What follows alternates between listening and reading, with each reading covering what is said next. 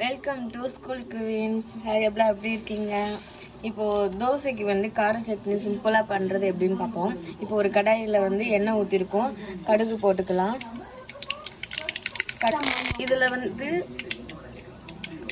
இதில் வந்து வெங்காயம், தக்காளி, பூண்டு, வரமிளகாய் சேர்த்துருக்கோம்.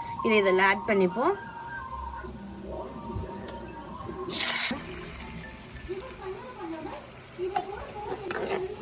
கிண்டி விடுவோம். இப்படி கிண்டி விடும்போது இதில் நம்ம ஊற்றின நல்லெண்ணெய் ஊற்றிருக்கோம். நல்லெண்ணெய் பிரிஞ்சு வர்ற அளவுக்கு இது இப்படி இருக்கட்டும். இதில் எல்லாமே சேர்ந்துருக்கு. இது நம்ம தனியாக பொடி எதுவுமே ஆட் பண்ண வேண்டாம். வரமிளகாய் சேர்த்துருக்கோம், பூண்டு சேர்த்துருக்கோம், சின்ன வெங்காயம் நிறைய சேர்த்துருக்கோம். ஒரு தக்காளி மட்டும் தான் போடணும் கார சட்னிக்கு. தக்காளி கூட ஆப்ஷன் தான், நீங்கள் தேவைன்னா போடுங்க, இல்லைன்னா ஓகே. எங்களுக்கு தக்காளி தேவைங்கிறனால நாங்கள் போட்டிருக்கோம், இல்லைன்னா தக்காளி போடாமல் நீங்கள் பண்ணலாம்.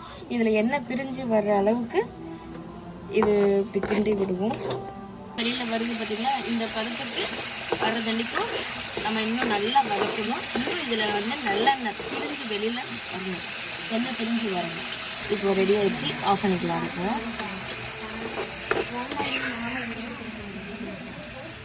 கார சட்னி எப்படி எண்ணெய் பிரிஞ்சு வந்திருக்கு பார்த்தீங்களா?